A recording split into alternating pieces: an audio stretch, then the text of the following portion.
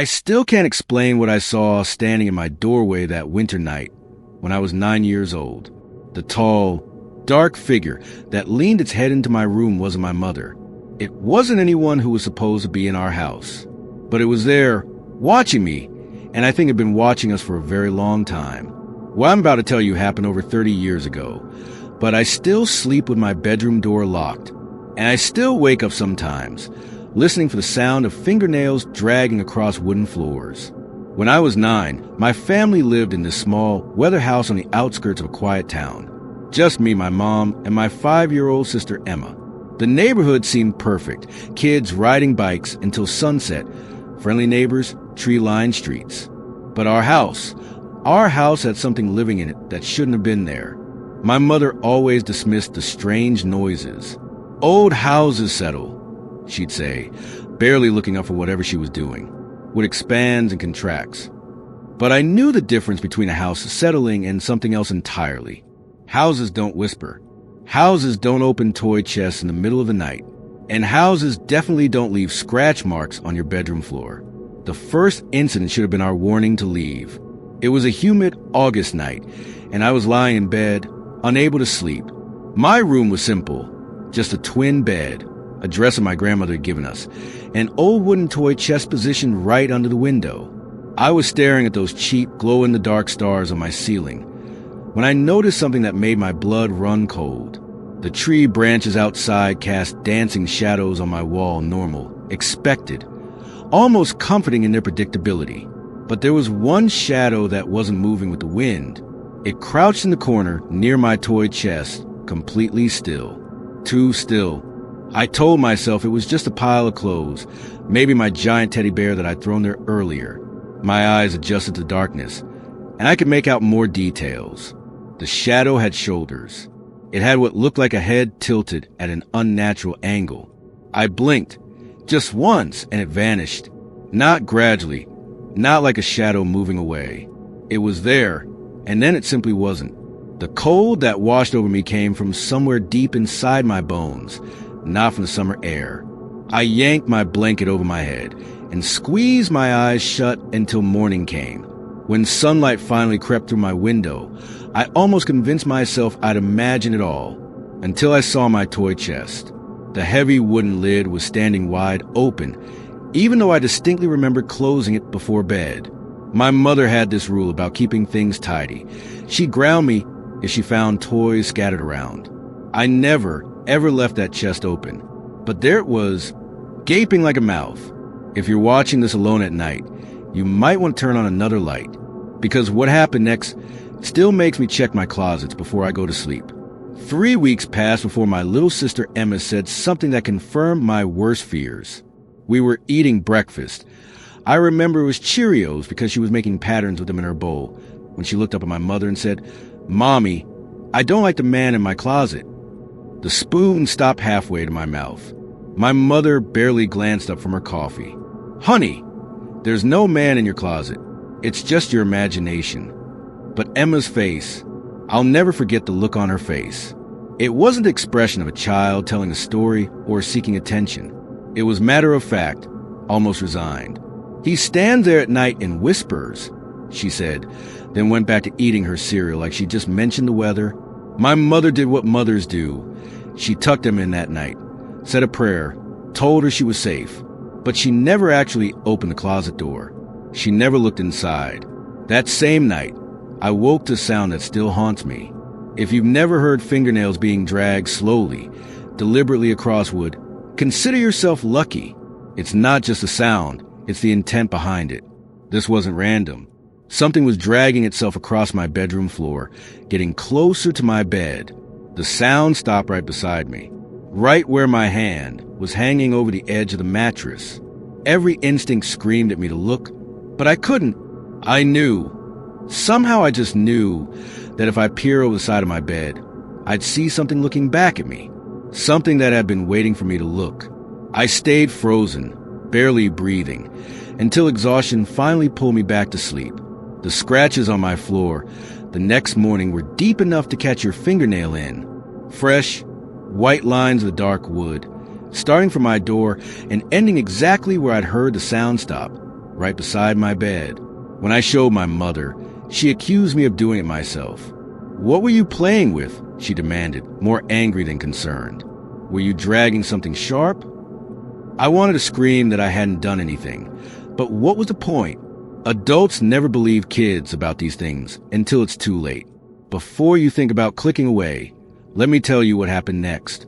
And if this story is giving you chills, hit that like button.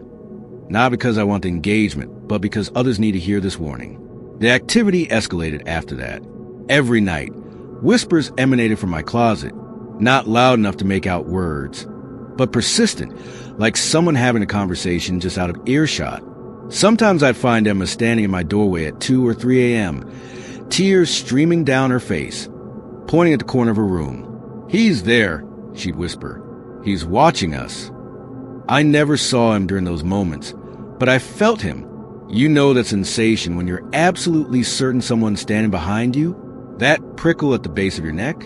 That's how our entire house felt after dark. Like something was always just out of sight, waiting for us to let our guard down. My mother started sleeping poorly too. She'd never admit it, but I could hear her getting up multiple times each night, checking the locks, peering out windows. She was looking for a logical explanation, a prowler, maybe, or a neighbor playing pranks. But deep down, I think she knew it was something else. Subscribe to this channel if you want to hear more true encounters, because what I'm about to tell you is the reason I still can't sleep without checking every corner of my room first. It was the dead of winter, probably January, when the worst night of my childhood happened. I woke up around 2 a.m., not gradually, but suddenly, like someone had shaken me. My bedroom door was wide open. I always close it before bed. It was my one defense against whatever roamed our house at night. The hallway nightlight cast a dim glow outside my room. As I watched, frozen in my bed, that light went out. Not flickered. Went out like someone had covered it with their hand. Then came the footsteps. Slow, measured, deliberate. They weren't trying to be quiet. Whatever was coming down, that hall wanted me to hear it approaching. The footsteps stopped directly outside my door. The silence that followed was worse than any sound. It stretched on for what felt like hours, but was probably only seconds. Then, slowly, a shadow began to lean into my doorway. Just a head and shoulders at first, like someone peeking around a corner. But this shadow was wrong. Too tall, too angular. The proportions were almost human, but not quite, like someone had stretched the person just enough to make them unsettling. I slammed my eyes shut and forced my breathing to stay steady, pretending to be asleep. Every muscle in my body screamed to run, to scream, to do something. But instinct told me that acknowledging it would be worse. Much worse. When I finally found the courage to open my eyes again, my door was closed. The hall light was back on. Everything appeared normal. But the smell lingered, something stale and earthy, like disturbed soil from deep underground. The next morning, I asked my mother if she'd checked on me during the night. She looked confused and said she'd slept straight through until morning. Emma was eating breakfast in silence, dark circles under her 5-year-old eyes. When I asked if she'd seen anything, she just nodded and whispered, "He was in your room. He stood there for a long time." That's when my mother finally cracked. Maybe it was a look on Emma's face, or maybe she'd been experiencing things she hadn't told us about. She went through the entire house that evening with a candle and a Bible, saying prayers in each room. She spent extra time in our bedrooms and closets. For a moment, standing there watching her, I felt safe, protected. The house stayed quiet for exactly 1 week. Then it came back with a vengeance. Share this video with someone who loves true scary stories, but maybe don't watch it together in the dark. I came home from school on a Thursday afternoon. Mom was still at work, and Emma was at a friend's house. The moment I walked through the front door, I knew something was different. The air felt charged, like right before a thunderstorm. I sat on our worn couch, trying to focus on my homework, when I heard it, the unmistakable sound of my toy chest slamming shut. My blood turned to ice. I was completely alone in that house. Every logical part of my brain tried to rationalize it. Maybe it was a cat, maybe something had fallen, but our cat was outside. I could see her through the window, sunbathing on the porch. The walk down that hallway felt like walking to my own execution. Each step echoed too loudly. My bedroom door, which I closed that morning, stood wide open. Inside, my toys were scattered everywhere. Action figures, building blocks, stuffed animals, like someone had dumped the entire chest and rifled through everything. The chest itself was closed, its heavy lid down tight. I backed out of that room and waited outside until my mother came home. When I told her what happened, she gave me that look, that frustrated, disbelieving look that parents give when they think you're making things up. The cat must have... She started, but I cut her off. The cat was outside. The cat had been outside all day. She didn't have an answer for that. We moved out 3 months later. My mother said it was because she found a better job in another town, but I knew the truth. She was scared too. The night before we left, I saw her cry in the kitchen, whispering on the phone to my grandmother about things that shouldn't be possible and protecting the girls. Years passed before I had the courage to ask her about that house. I was 25, visiting for Thanksgiving. When I finally brought it up, she went quiet for a long moment, then poured herself a glass of wine before answering. "I saw him too," she admitted, her voice barely above a whisper. "The shadow man. He would stand in my doorway some nights, just watching. Sometimes I'd wake up and he'd be at the foot of my bed. I never told you girls because what would I say? That I was scared too? That I didn't know how to protect you from something I couldn't explain?" She revealed that she'd done research on the house. In the 1960s, a man named Theodore Wright had lived there alone. He died in the house, found 3 weeks after his death, decomposed in the basement. The neighbors said he'd been strange, reclusive, always watching people from his windows, especially watching the children who played in the street. "I think he never left," my mother said, taking another sip of wine. "I think he was still there, still watching, still wanting things he had no right to want." If you've made it this far, hit that subscribe button, because I share these stories not for entertainment, but as warnings. Some houses aren't meant to be homes. Some places hold on to things that should have moved on. I'm 41 years old now. I have my own children, my own house in a different state. But the effects of that childhood home have never fully left me. I still can't sleep with my bedroom door open. I still check my children's closets before bedtime. Really check them, not just glance inside. And sometimes on very quiet nights, I swear I can still hear it. That sound of fingernails dragging across wood, getting closer, always getting closer. My sister Emma refuses to talk about that house at all. She's 37 now, successful, married, but she's never lived in a house with a second floor. She only buys new construction homes. "Old houses have too much history," she says, and we both know what she really means.